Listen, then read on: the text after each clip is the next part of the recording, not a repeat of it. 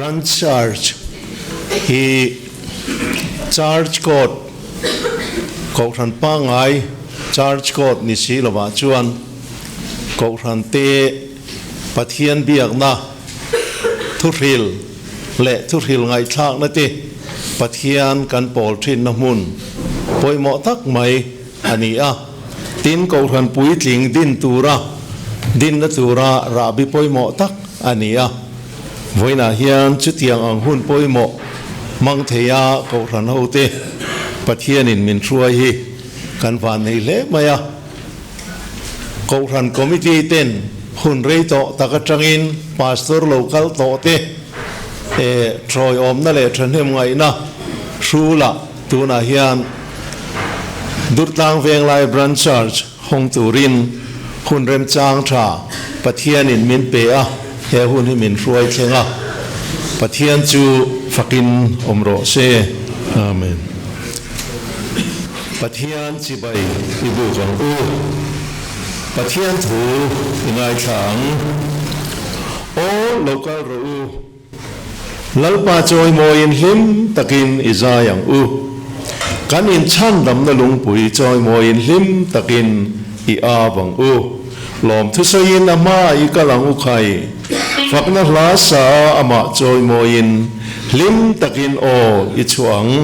lalpa chu pathian ro pui tak ani si a pathian zong chunga la ro pui tak ani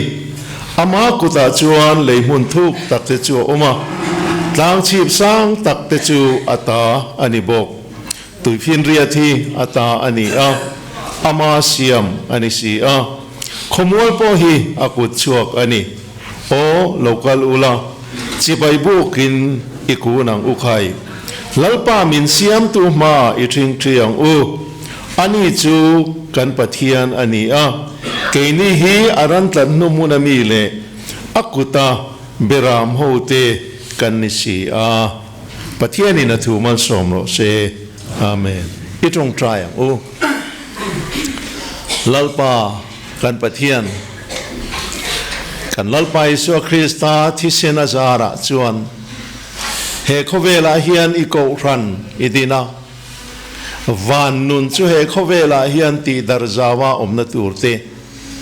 lalpa I ram alo zaw zel na turin imiten imal somna andin na tura idin ani hetilai durtlanga po ko ran ten mak an son zela lalpa kan pathian kum zakalta te kan ngai tua chuan tun thlenga min ruai na hi lalpa kan mason na te aro pui kan ti lom thu kan ril ache hei voina hian lalpa durtlang veng lai branch church hong thei in I ko ran hote min kai ruaya ko ran committee kalta te le tu na om mek te thanem ngai na len in pek na te mal isoma ara mu in lalpa iram zaw na turin hetila hian ko ran din turin rabithar kan kai theya inena lom thu kan thil ache lalpa hemiata na kan program zong te hi ikuta kan ron hla ne mi singin kan rem ruat te hi lalpa khongai takin tharau thiang limin min nem nge sakin mal min somla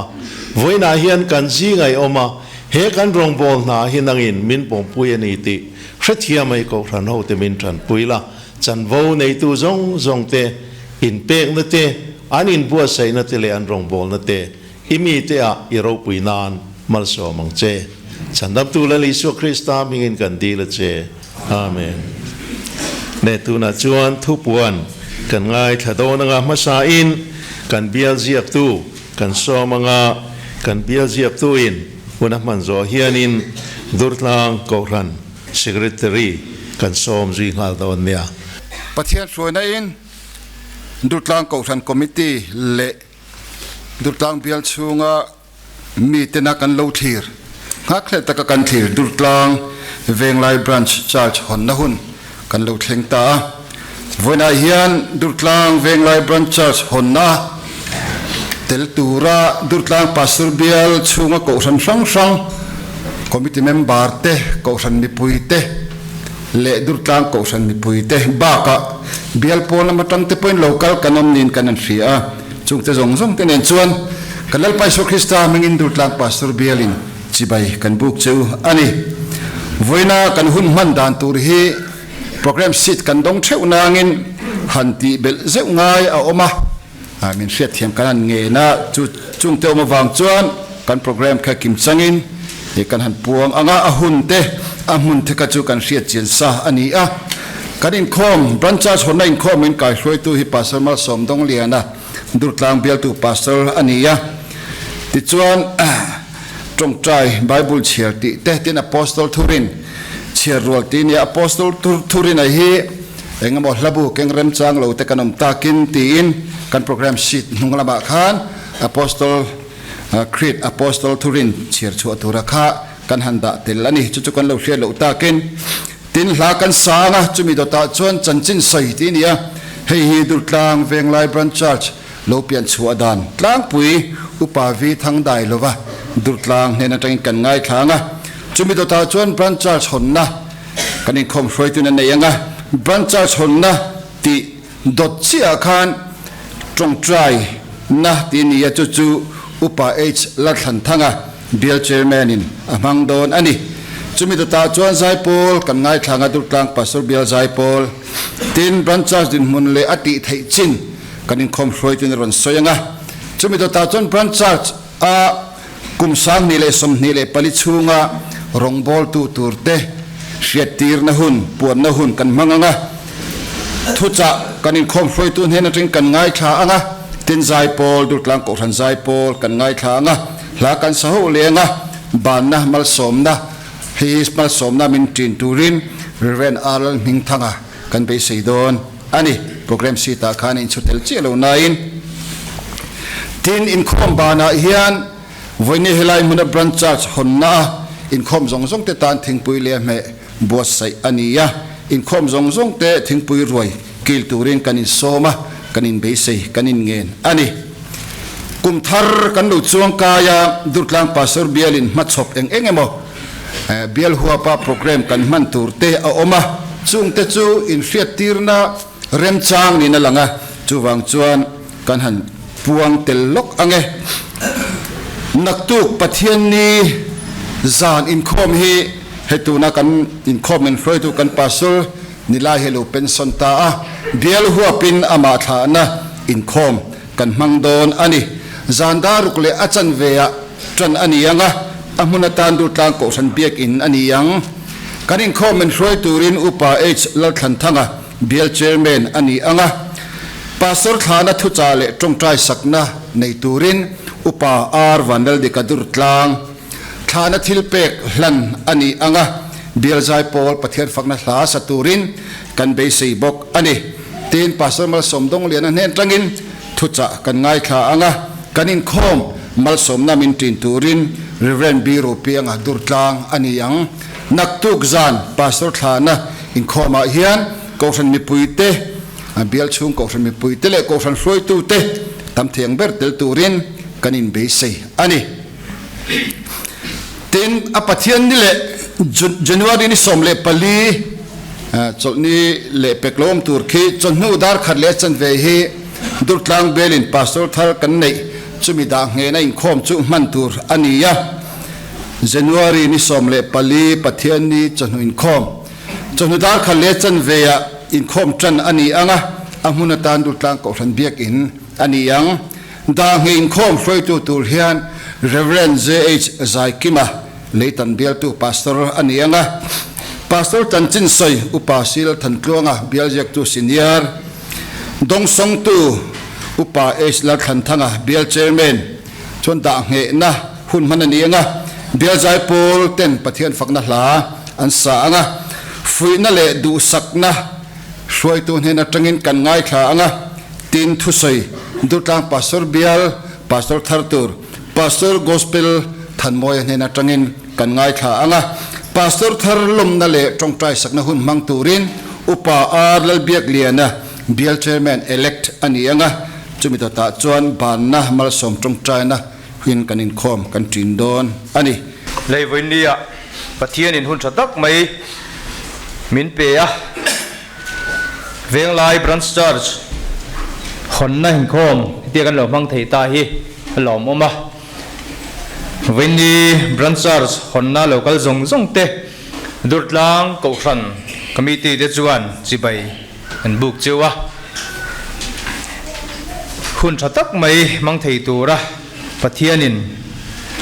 จางไงนะมินลันตีระฮีหลอมเลนี่ที่ข้า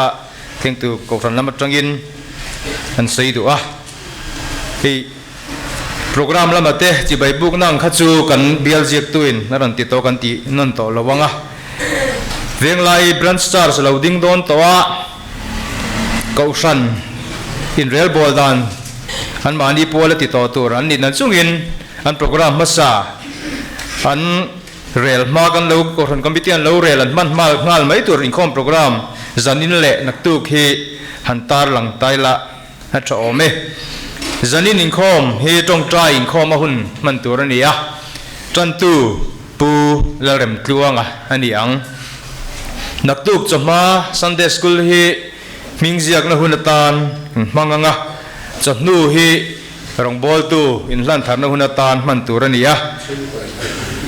ช่วงก็อินลันทาร์นะหุ่นตานมันตัวนี้อ่ะหุ่นมังตูเละทุสิลตูตัวฮีเรเวนอาร์ลลมิงทังอ่ะอันนี้อังจานะทุสิลตูอุปาลุงมัวนะอันนี้ดอนั่นนี่เฮ้ยวันนี้กันโปรแกรมมาเฮียนกันเบียร์เสียกตุยนัตตาลันเรากันตาลันดูประคาตจูกันวันในนับประคาตจูให้ไอโซลมาร์เพรสบิเตอรีเสียกตูอุปาเกสหอนชัวมากันจิงอ่ะเราเตละเราผมคบมาสังกัดสมไงเราให้ลายอ่ะอร่อยนักอกสันนี้วางินวินเดียเมลกันมัวฮะอันตาลันเวริมริมก็ใช้กันเสียเราโมเมที่ข้ากันใส่ไม่ดูอันนี้กุศลมัลโปรแกรมดูดลังกุศลโปรแกรมมันตาลังเลโลกิละนิมินเปียคอมมิตี้นะเรลกันตาลันมันเราจันนินอินคอมฮีจงใจอินคอมเตียกันเราป่วนต่อบากอาคารhospital ละกันจับเลนหรือว่าในซีไก่ชัวกุศลดังอ่ะมุนดังอ่ะเจมาบอกกันเซอร์ hospital ละส่วนนั่นนี่อ่ะตีนกันกุศลมีpro pastor athok tur pro pastor fedi lalnu nenga pathuam puya kaldon poka chung te thana in khoma chu zaya hian kan nei dona tilpe khlna tele anma ni hena tanga thu toy seina hunte kan mang dona he hi ko than lama hriat tirna kan la nei mu mal lo vain rem changa kan han mang ani puan tur dang pakhat veng lai branch star so changa puan tur tun in khom bana hian branch stars committee meeting nei tur ania committee room a member te in hriat tira committee ma saber tur ani nangin ngai poimo ila kal theu turin kanin ngen ani e pathian thu ingai thlang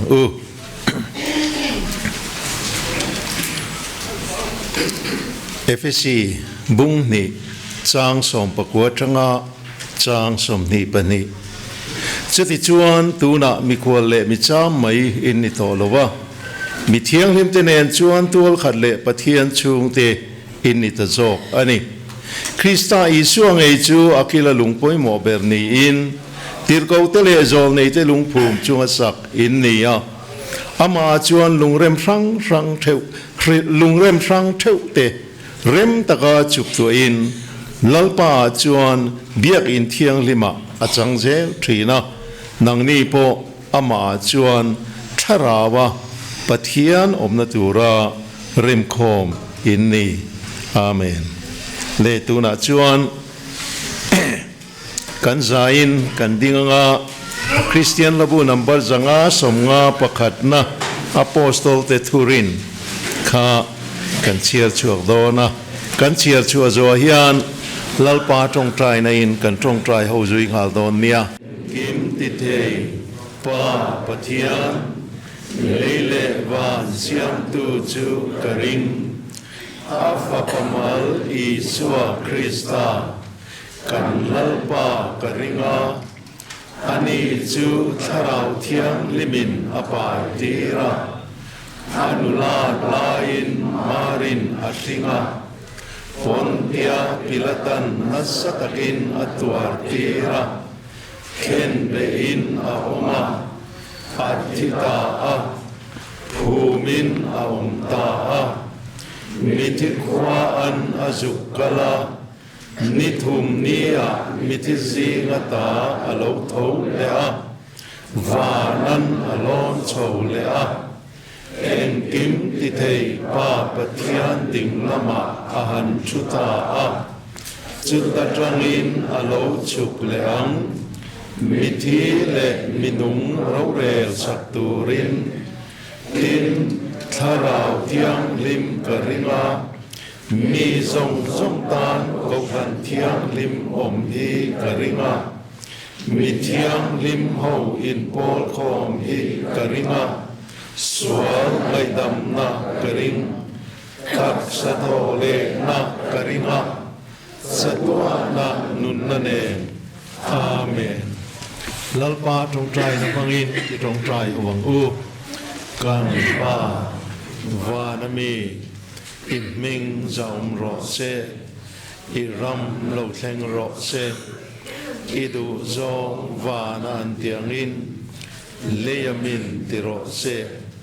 ni tin kan ei khopin cho min beng che kan chwa thil ti sual tu te kan ngai dam mangin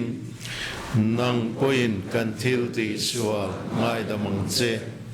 sual tu ra them na min roi lu chuang che mi sual laka chuan min chandam zo kang che ram te thil ti the na te ro pui te satwa nai ta ni sia amen le tu na chuan helai branch church phong tu ra ko ran te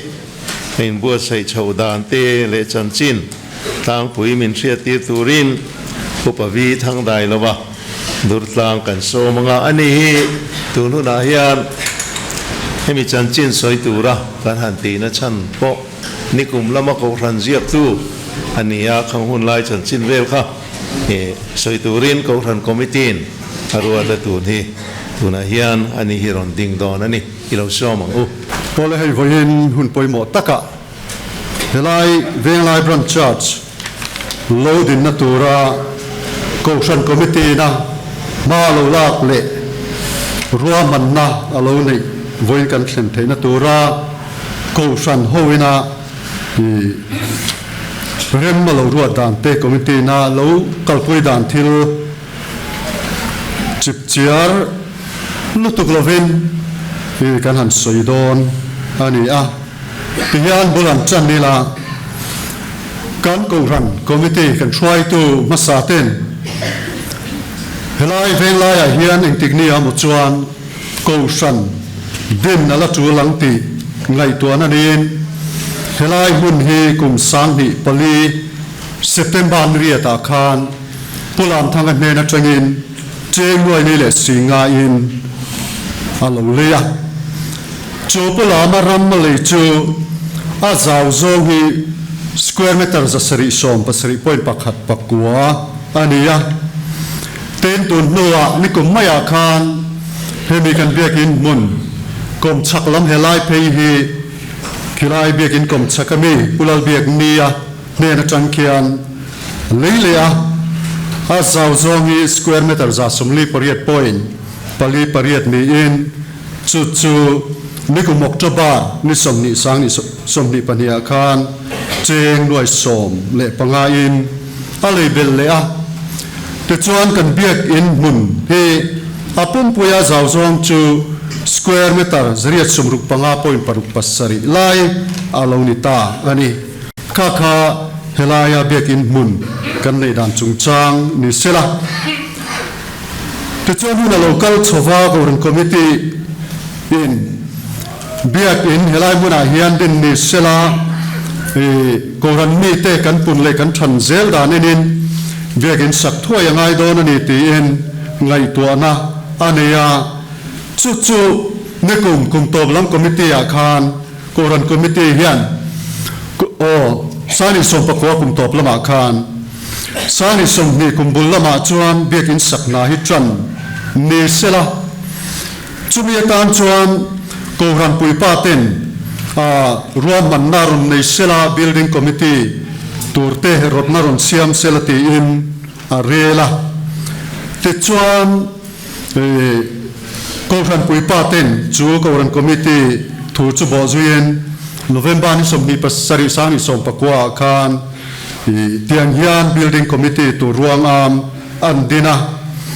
chu ko ran committee point alo pom saka te chuan chung building committee atana ko ran committee na an ruat ta ka te chu heng te hi an nia chairman upa ke sangming thanga vice chairman upa arlal tluanga secretary upa lalun sangral te assistant secretary tlangwal bilal ruat sanga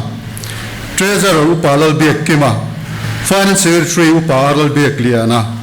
tin heng ba ka hian committee member pali heng mi te hi ruat an ni boka pu arlal mun moya pu hlal tran puya tlangwal jasi lalun tluanga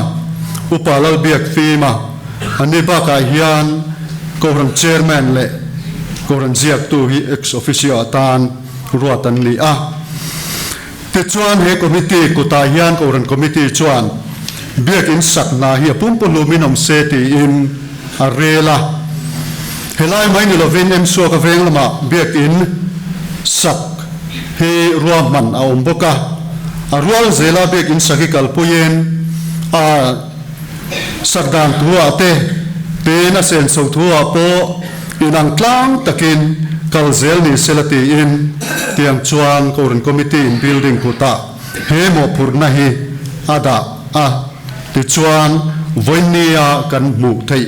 kan biakin hi hetiang hian a loading thei ta ani a ti chuan building committee hian biakin satna chandan tur ruam manna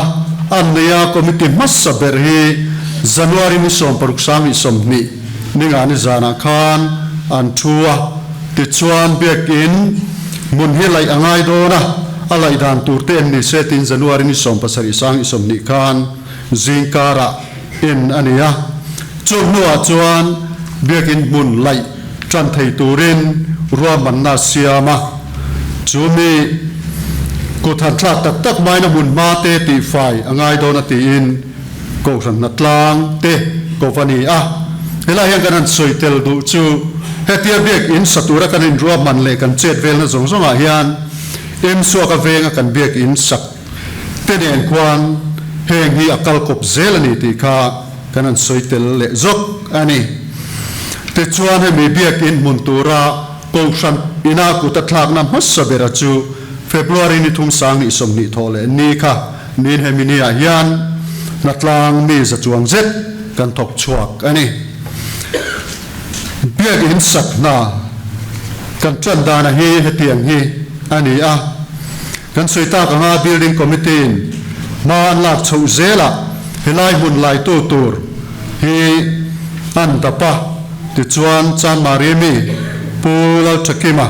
helai mun lai tur hian in rem na siam puyani a amun lai zo tleng hian cheng nuai nga in remani a maro chu takaku than thlak khan lungpui mun alo ne wangin lai alo har viau maya chume wang chona laina hian cheng nuai thum in belni se ti ni in remna siamani le ati chuan amun kan lai zo tleng hian hemi laina hian cheng nuai riat kan seng ani te chuan heti hian a toy zong in han soi zel ila na thok tu te ti khan hanin dap choven helaya na bul chan theyang angin tran chho mol mol ania mas ni khat sang ni som mi pakhat tho chan ni jing dar saria khan hemi venglai biak in lung phum hi phum alo ni ta ani hemi a hian building committee chairman upa ke sangming thangan building lung phum program a hi min kai suaya heti laya kan bial tu pastoral rem ruat ral te in biakin lung phum phuma biakin lung phum hi hemi tuna kan pulpit nung ma chak lam ban kila changa ban ni na hian biakin lung phum hi phum ani nge ani ten hemi kan lung phum program hi upa sang le ani kan jinga om to lova ani trong trai na in min khara he mi huna hian ko san mi pui po chan nen tak kan kal khom ani ti chuan chu mi chang chuan asak na hai chak tak kal chho pui ani a vai mi street nen a contract zia ken tiang chuan he na hi biak in sak na hai kal chho pui ani ya he mi kan na thok tu tele an kal mang te lo vil wanga lo en kol turin committee in upar lal biak liana tlom ngai turin angena anin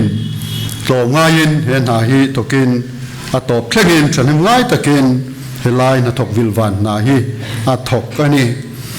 te chuan tlong taka biak in sak na hi kal chho zelin mar sang ni somni pathum alo ni hia khan cement wak tlang puya chu zo fel alo ni ta a chume zo fel ani chuan a theyang angin rong noi na te heng wiring na te hi tho zui ngal mol mol zel ani ya chuti rol chuan biak ina amamo tur thut thleng te order ani ya te chuan chume ya thut thleng kana order a chuan ataka helaya i amun mate han sing saka thut thleng te anin remin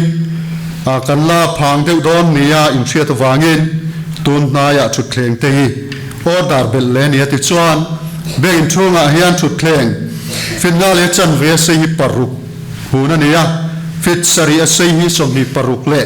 fit ria ta se hi som thum le paruk da ani bokani te chuan in koran committee in arwa manang zelin tun December ne som ni pariata khan biak in te fai na tlang akova run charge hon anai to wangin amun ma te po nom han ten tur le ti fai tur tam tak au ma wangin ko ran na tlang ko ania hemi na tlang ni a hian hemi veng lai lam bi ka hian mi pa somriat pariat le noi chia somriat pali lai tok chuakin na tlang ten ti tu chulang ang te tho ania ten hemi a hian kanan soitel du chu hilai veng lai area loi tur te phur tak le thanem ngai takin heng ko ran pum na tlang kan ko ba ka hian heng malama te po hian voyeng mo zat bekin mun ma hian na tlang an lo nei to thin ani branchar siam tur chung chang le ahwam chin tur ko ran committee na ruah man na nei hi an soile zor zori la nekum September ni sari a ko ran special committee chuanin venglai lama branchers siam dan tur hetiang hian ruam man na siama ahunatan ho inni January ni in rin ni hini se atia ten ko san puitlinga lan kayan ni ma helai lozuk vil turin koran committee hian upa arlal kluanga arwat nge ani a ten helaya loitur chungchanga hian ko sanin fir takin ramri asiam san lova helai venlai ko rana loitur hi tam berachu bial som pakhat na chunga omte annia heng ba ka hian bial som pakhet ina athen om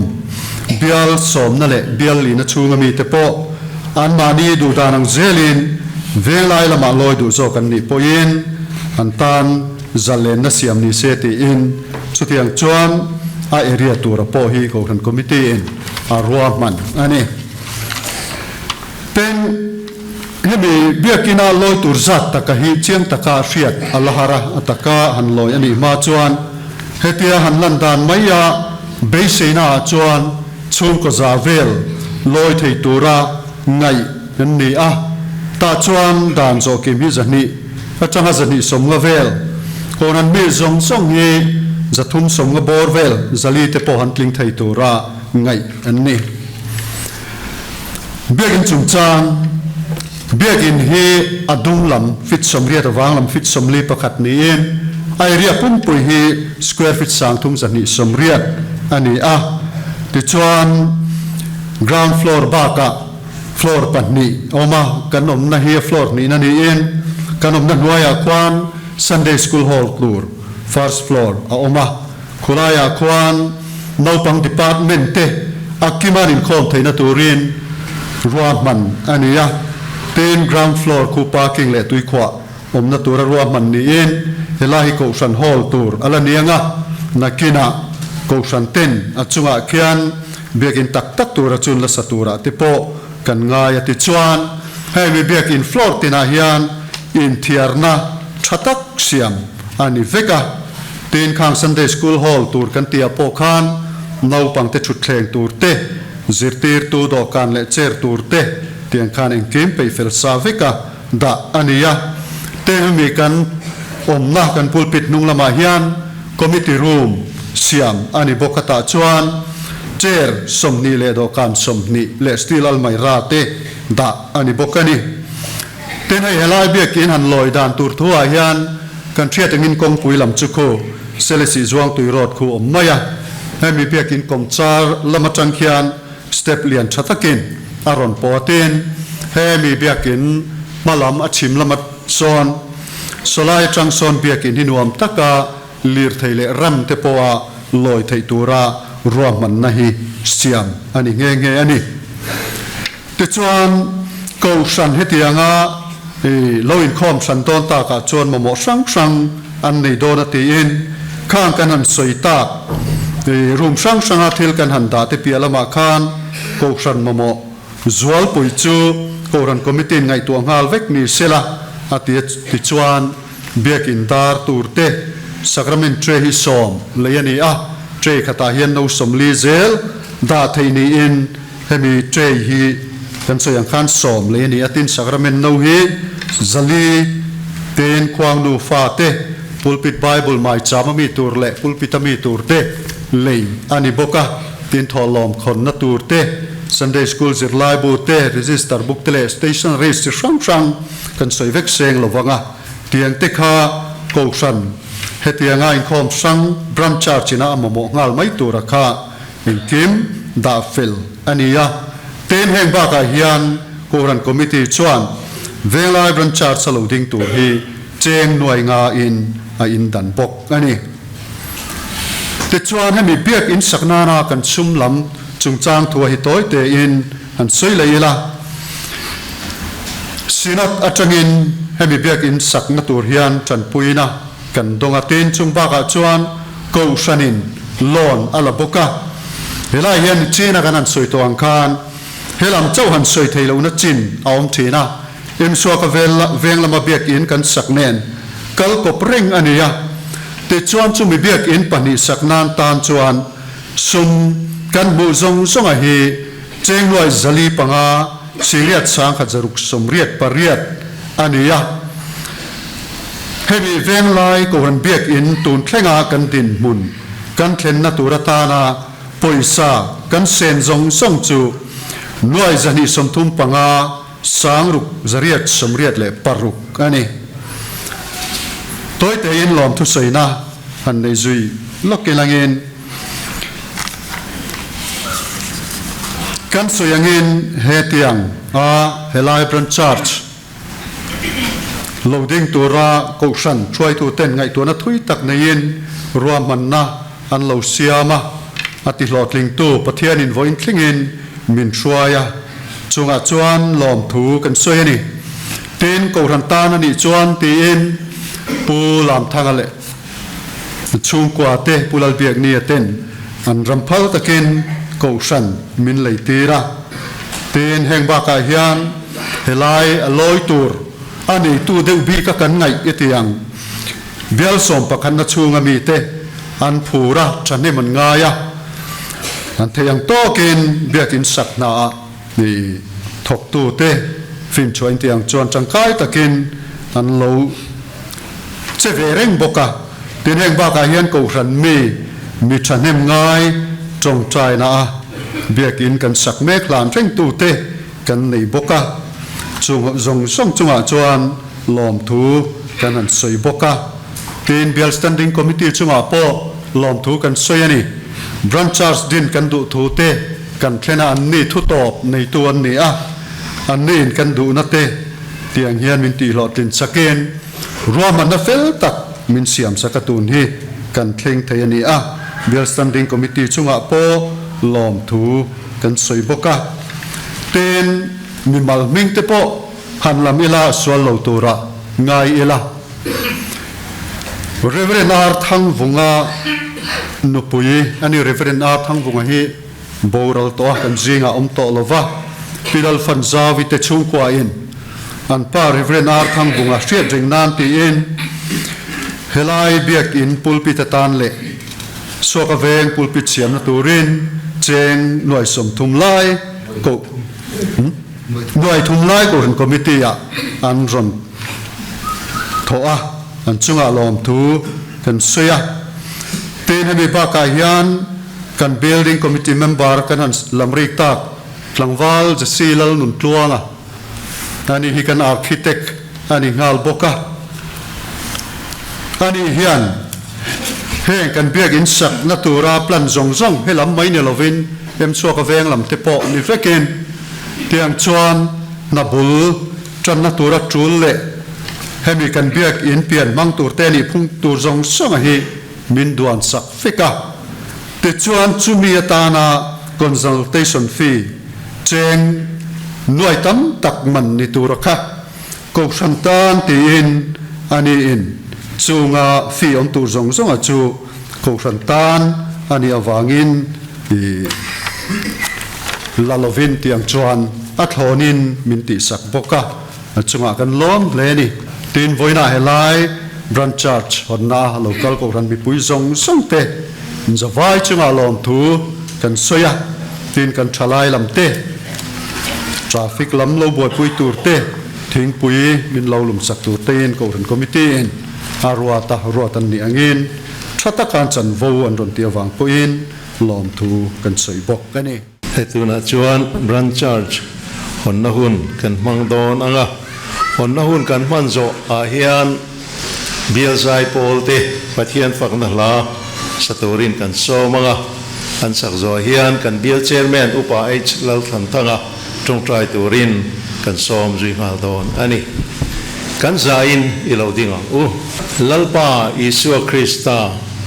ko ran ho lal berle lu ber mingin durtlang veng lai branch church lal isu ring tu te pathian bia kho nan le chanchin thril na mun ni turin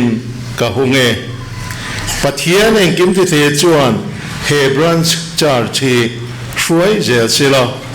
ama ko ran rinom tang ni turin amal som na in vurzel ro se amen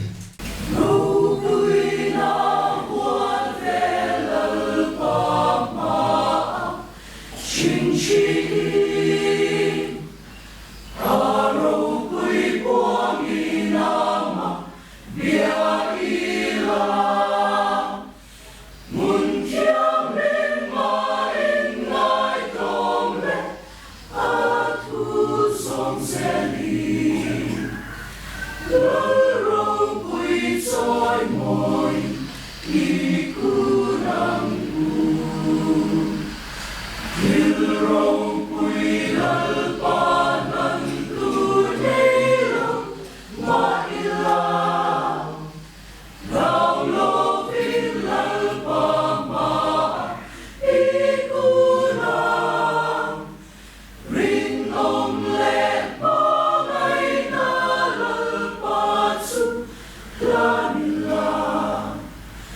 cho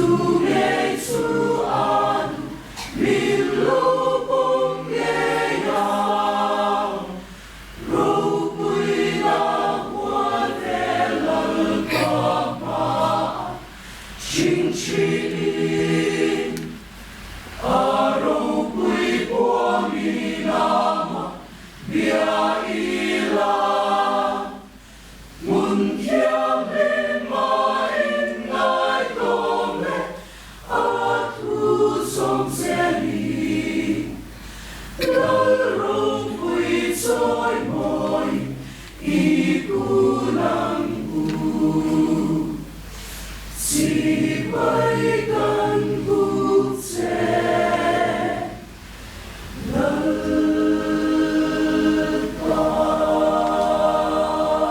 để không bỏ lỡ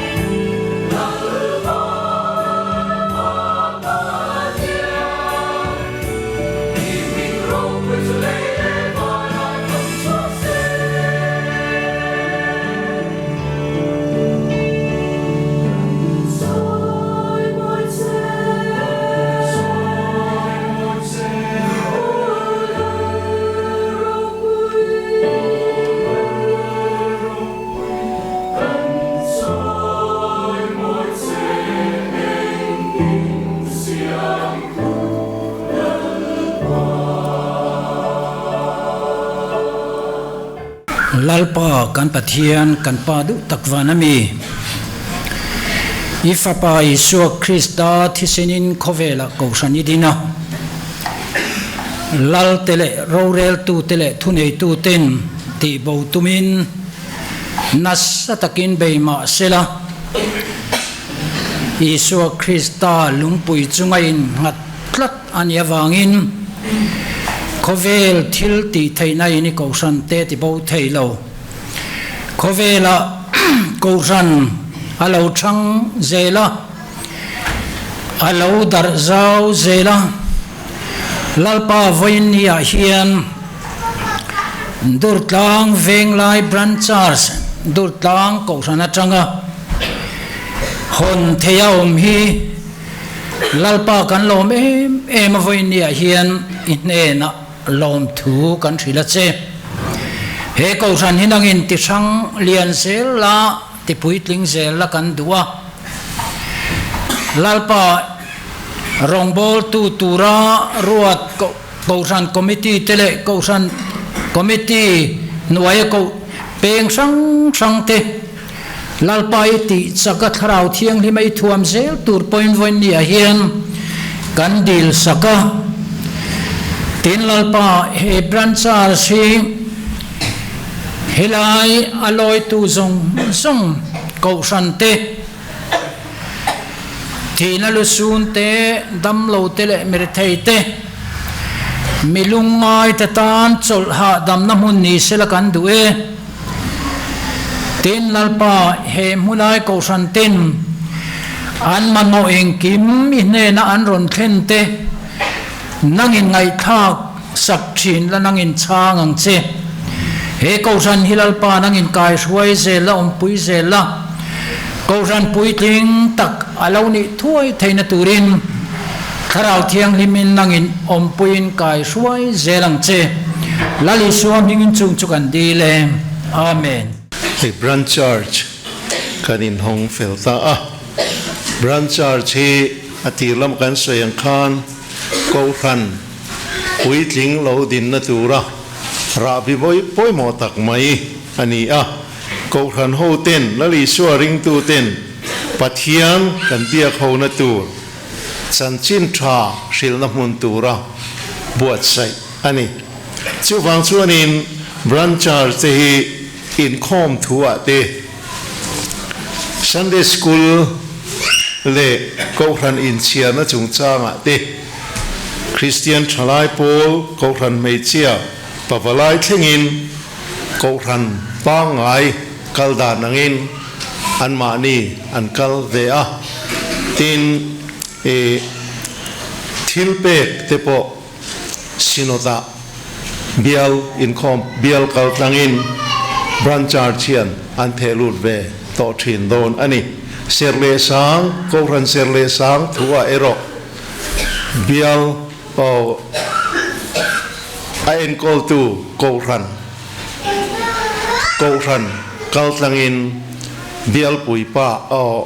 ain kol tu ko ran upa in heng rong bol na te po hi aju khoi thin don ani charge code an lani lo na lan na chu serle sang thila hian ani deu mai ome chu tiang ti lo wa chuan ko ran pa ngai angin ati tur a function pa ngai ang khan akal ve zel theiani ti kha atlang pui takin hetilai tang hian kan tar lang ani le tuna chuan kan bia ziap tu kan som anga durtlang veng lai branchar cha rongbol tu atana bial committee na alo pom to te minan thria tir se athange ilo soma kum sang ile som ni le pali chunga dutlang venglai branch church atana committee peng sang tele rongbol tu te ai ziak ang hian kan chiar de zung menge pakhat na branch church committee chairman upa ar lalpruanga vice chairman reverend r lal ming thanga secretary tolupa h lal mangaya assistant secretary upa r vanal zava treasurer upa vanal vuana financial secretary puke lal thomoya committee member te upa ngaucha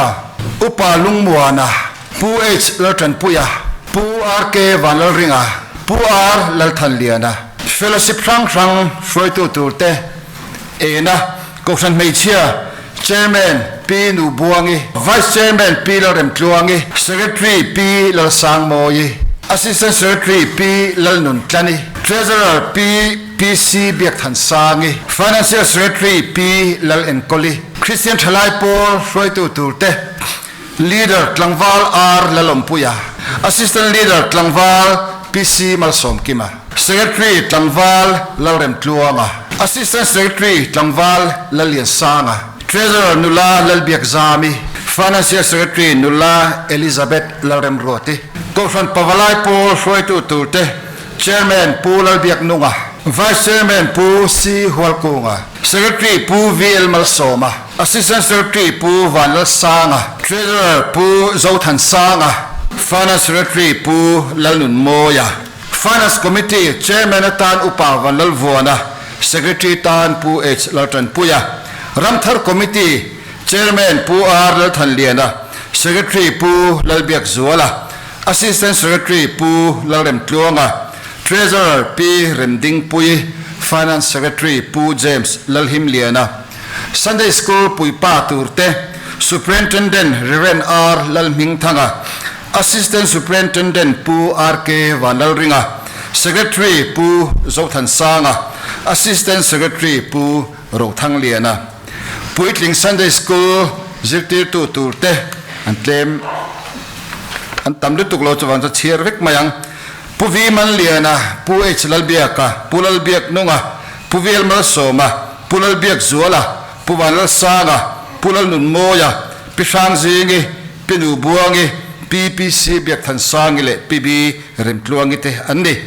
นูปังลำ Department หมอพูดตัวเต Senior Department Leader ตานปูลลรำจวนเจละ Secretary ตานนุลาวันลดุสกิเจติตูนุลาลเบียกซามี Sacrament Department หมอพูดตัวเต Leader ปูเอชลจันปุยา Secretary นุลาลรินอมิเจติตูตลังวาลลตันสาง Intermediate Department Leader ตลังวาลอาร์ลลมปุยา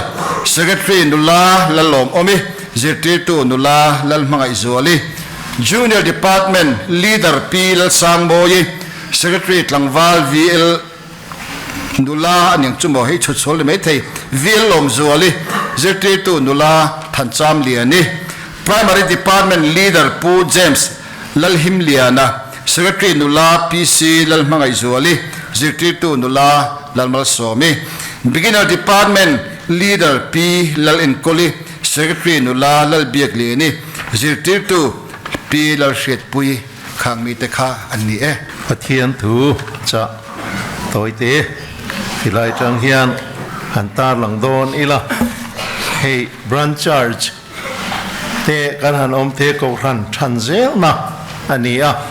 ประเทียนรำจาวนะหอยหมอทักไม่อันนี้ข้ารงบอลตูเตะปกันหันอินรัวเฉาเจละอารมณ์มพบไม่ประเทียนอินกรันโฮเตมินไก่สวยนะเฟียตักินประเทียนทิลตุ่มโปอาเราหลังอินกษยาอาเรามองเล่นี่ประเทียนถูนิจินากันเชียร์ตักค่ะเอฟซีบุ้งนี่จ้างสมปกวดจ้างสมนี่ปนิยาคานกูรันเตจูประเทียนชุงเตกันนี่ถูกันหมูอันนี้มีคนเลยมีจ้าไม่อินนี่โตลว่ามีเที่ยงนิมเตเนนชวนตัวขัดเลยประเทียนชุงเตอินนี่ตะโจกอันนี้คริสต์อีส่วนไอ้ชั่วกิลลุงป่วยหมอนี่ตีร์กูเตเลโซนนี่เตลุงภูมิชัวสักอินนี่อามาชวนลุงเร็มฟังเทวเตเร็มตะกจุกตัวอินแล้วป้าชวนเบียกอินเทียงลิมอาจังเซลทรีนะนางมีพออามาชวนทราวะปะเทียนอมนตัวเร็มคอมอินนี่อาเตียนี่เฮ้เฮลายจังกันหัวชวนกูขันหูตีวันขั้วเลตุยนี่นั่นเองกันนี่มีควรเลยมีจ้าไม่อินนี่โลอติเฮียนินปัทเทียนละกาเฮียนมีควรอินทารุ่งตูร์ปอินนี่โลอาจารย์จุปัทเทียนรำวันควรเลยตุยนี่นั่นนี่อินนี่ขเวลมีดังอังฮีอินนี่เวลเวตีอินติรโกโปละเฮียนอาศัยอันนี้เ heta hian mikhwal ati hi asap tong chun stranger kan tiang ka hei ron jin jok ron om jok mirama ron om jok ang hi soina ani tin micham ati hi chu engtinge ka tiang ko khana testimonial ron om ve ang deuh hian ni cham ho hi chu mikhwal cham rei in te po lua ve enga mo chen kho sa ve ma se nei tu ni na nei chuang lo kha ani e po la hianin ko khan te hi pathian ram pathian mi le sa ni na chuanin mikhwal po kan ni lo cham rei satlia po kan ni lo an nei tu kan ni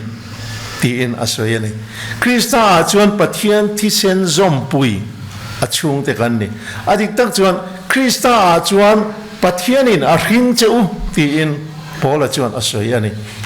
kan nu le pa ten min hringa thi sen zom pui kan ni chu tiang tak chuan krista chuan pathianin min hringa tharawa piang tharawa ni tiang khan cross a khan lali so tur na khan pathianin athi sena khan afani turin min hringa chu wangin pathian thi sen zom pui van khole tuini na nei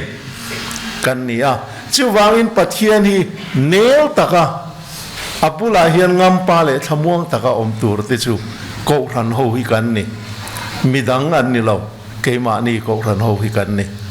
chuti line ko ran ho te hi midang ang kan ni lo wa hele ya hian om mai la van khole tui kan ni jok ani ti kha e pola hian aron soi chu ani a tin adolya chuanin krista isu ngei chu akila lungpoi mo ni in atia foundation asoi nani ko khan ho in ha na chu krista ani ko khan ho hi mishing in tel khom kal khom kan ni ringot lo ani hei social media te chanchin bua te mi then khat ko khan ni phung tak khelem lo social organization mi pui pong po kal khom satlia ang dewa ngai na ne ya ko khan ron thlir hian oma nui za thak dewa facebook a te po ko khan comment ron nei hian om thina ni ma sen ko khan ni nan shelawa social organization ang de mi hring om khom ang dewa an thir wang ani fo ani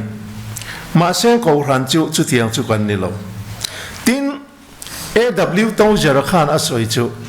biak in chu hal cheve in kang ral vek ma sela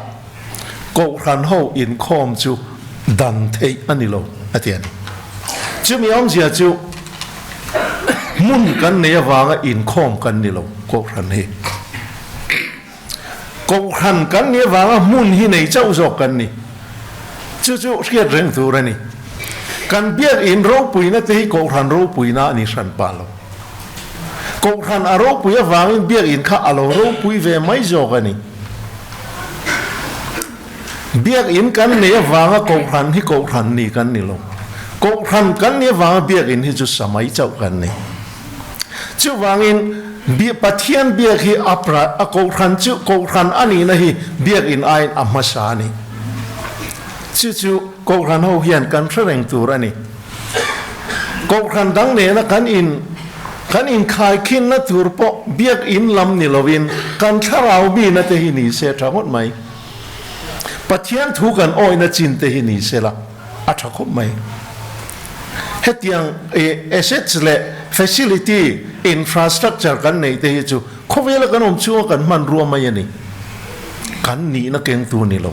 ti hi ko khan chuan kan threng tur ani ko khan chu krista awanga lo om kan ni a krista taksha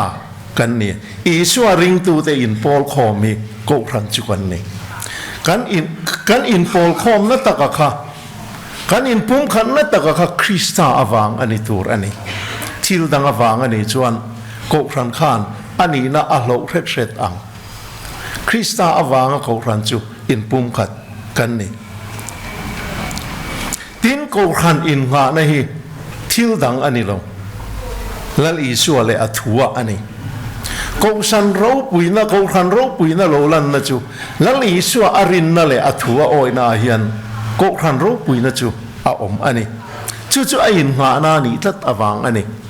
thil danga khan ko khan ro pui na angin min angai ani pon angai diklo ani mai a ritual ani ve mai ani na taka chuan ko ran chu pathian thu a oina atanga lali so thu pek azum na atanga aro puina chu te tur ani ang lali so choi moi tura le athu zom tura in tel khom kan ni a ko ran hei hu chu wang chuan in lali so kan choi moi na turang zerin kan ro rel na te kan in kai hruai na te kan rong bol na te hi akal turani chu mi atana din chu ko ran chu kan ni lali so ni lo thil dang enge mo mang hian sual hian in ngai ne thei lek lek a min kai hruai chang om thin ma seng kan in en na tur chu lali so thu kan oyem ama kha kan in ha la na ala ni zelem ama chu kan rin na le kan ngai kan choi mo e chu ala ni zelem ti hi ko ran chuan a in ha na tur ani ti in pol hian a soi ani tina to ber kan tal du lan du le chu lung rem sang rem taka in chuk to in lalpa chuan biak in thiang hlim a chang zel thin lung rem sang te chu ti khan a in chuk to rem zelan chuk to rem zela lung rem thatak mai in thatak sak na te lo ni thin ang hian ko khana hian talen sang nei mi ze inang lo tak thei na le thiam nei nang lo tak te kan han chang khoma chu mi a chuan kan that na lai zel mai kan thei na te kan han tho khom khan pathian ro pui na turin pathian biak in thiang lim ko ran kha kan lo ni thei za thin ani chu ko khan kha biak in thiang lim ani na kha a building a ani masalowa a chunga om ko ran mi te rem taka in chua in chuk tua pathian rong bol tura kan in pek na kha alo ni helaya hianin kangai tuana hruai tu poimo te umai pakhat a ve a tun thleng hian ka rel ro la chiang renga oma sanga jo ko somrial le parukan kan le kha zir lain silonga khan ke tripili dara min thangani ka phur kho maya khutiang lam ko khutiang ko thana kum som ni pangai mo chau kan la nia ka phur kho maya ma seng kan han committee ta kan han thukwal pa ta kan en kwala committee member te kha an fil na lai kha asang kha alo inang lo vek mai ni kan chak na lai kha ai nang lo vek ka kan chak na lai zong theu te kha han la khom chuan isu ang deu chi hian kan lo om the ya kan that na theu khan la khom khan isu ang deu chi kha kan lo ni thei reng mai ni chu tiang chuan pathian hianin ko ram te poi min lo din alo ni ko ram committee te poi kan lo ni zel he na kina po adanga po ngai to maula KTP a ko ram mai chia pavalaya te ramthar committee te po anizel chu wa chuan pathianin min rem dana hian chakna le theina in anglo kan tran khoma mi fel tak mai pakhat ni thei angkha kan lo ni zel ani chu ti zong chuanin Paul anga ko ran anga kan din khom na po hian kan in ngai to thin apoi mo min ka ria ani chu ti chuan lungrem sang kha rem taka in chuk tua khatia kan om khan kan that na lai vek kan han tho khom khan lali suwa ang tak maya pathian tir ko thiang lim pathian man ro pui kha kan lo ni thei thin ani chu ko ran ni phung ni hian ka sa thin chu lai ka ngai to chuan pathian in ko ran min rem da ni aro pui ka te thin ani hei dur tang ko ran committee te poi kan in ang lo lu tuk ani ma seng ro kan han rel chuan kan that na lai kha aron lang chuak clear chu ta chuan in fil de hian ro kan rel thei thin ani kha pathian rem ruat dan alo ni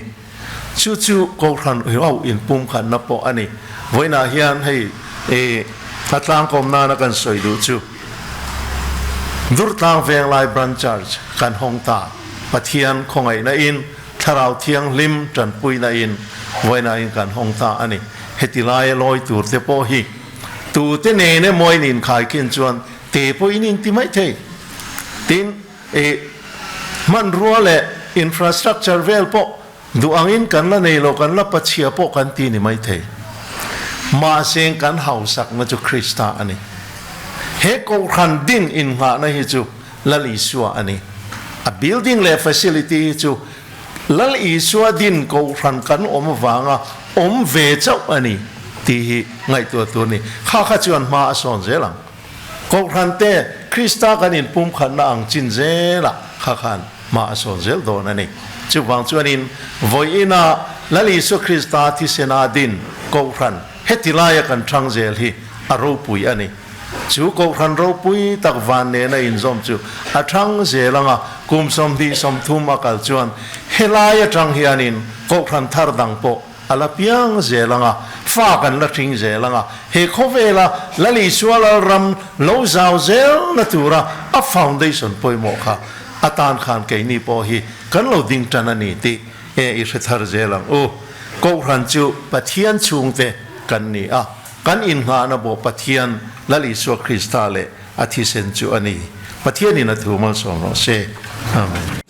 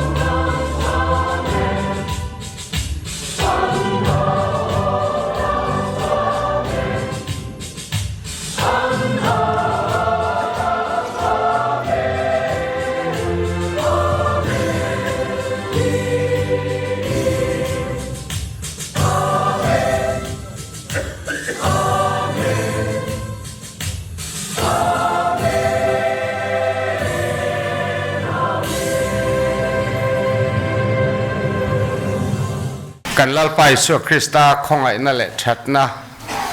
กันป้าประเทียนวานามีมังไงน่ารู้ปุยเละ